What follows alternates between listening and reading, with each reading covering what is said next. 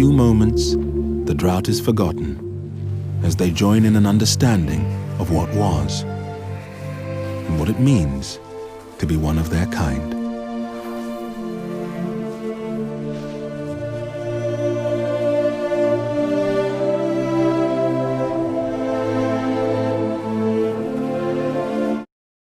Would you guys like to talk a little bit about what's happening in that scene and how you shot that, how you captured it? Well, that was the family on their way back from a refuge when things looked even more dire than they were. And they came across this skull with tusks in, and I'm convinced that it was an elephant that one time they had known. And despite being completely desperate, they went very silent and they stood around, and it had a ceremonial feel to it. There was a mystery and a magic about that scene.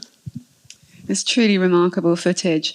And let's talk a little bit about capturing that footage. This took years to collect all of it, right? Can you talk a little bit about that?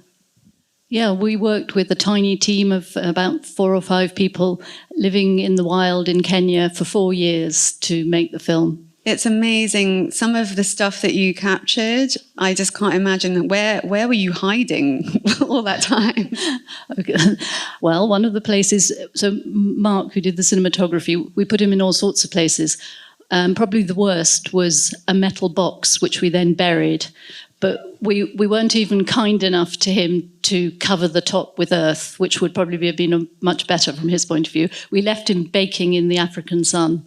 So literally, the worst, I think, was when we did it for 30 days consecutively from dawn till dusk, until he wasn't really making sense anymore, so we thought we'd done enough. I think one of the lovely thing was I had a little slit in the front where I could put the lens, and that gave me the view. So I was at elephant toenail height, so I could see all the beetles and the geese and get that really sort of low, intimate angle on them. And Alex, let's talk about how you even began to put music to this amazing collection of footage here. Well, I had to learn how to speak elephant because I don't speak it fluently, but these guys do because they've lived with them forever.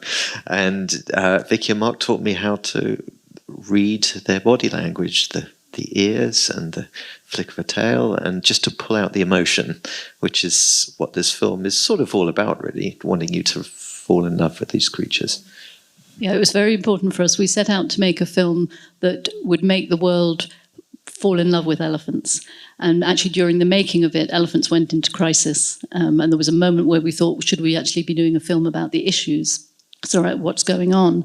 But then other filmmakers were doing that very, very well. So we decided the best thing we could try to do was to inspire people across the globe to fall in love with elephants, because without them, without our support, I don't think we'll be sharing the planet with them in the future if we don't do something.